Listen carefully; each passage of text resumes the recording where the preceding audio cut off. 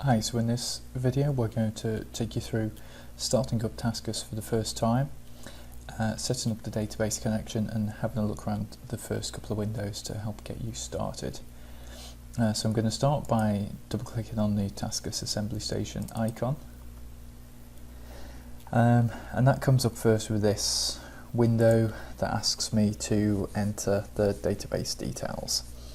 So at the moment the database name is empty, so I need to enter something in there that will let me connect to a production database.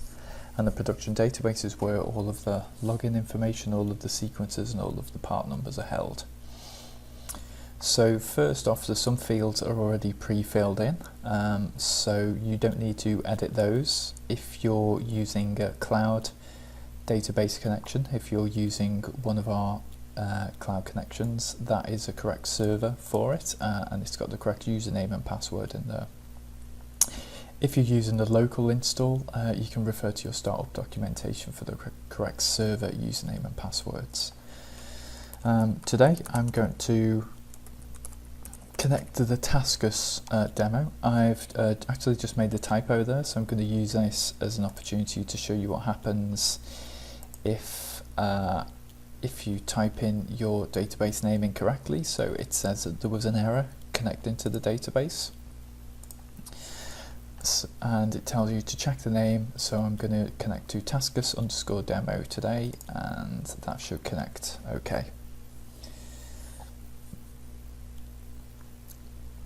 So it then checks for some updates and then starts up the current version of Tascus. So now it's prompting me to log in to start a sequence. I can't do anything if I'm not logged in. So logging in is over on this right hand menu over here, and I can click login. To begin with, there should be just two users set up, a user and an admin. Both of the passwords are blank for that. If you log in as an admin, that will let you edit sequences and run sequences. So that's the best thing to log on to begin with. So now as an admin, I can start a sequence, but at the moment there's no products configured. So I would start to add products by going ahead and going into the station editor. In the station editor, you've got a few different panels. So the sequence tab is where you build production sequences. The parts list is where we configure what part numbers or model types are configured for this station.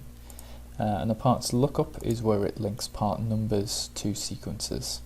So all of those things are empty at the moment. So in the next video we'll show you how to start going about building sequences and adding parts. Okay, thanks.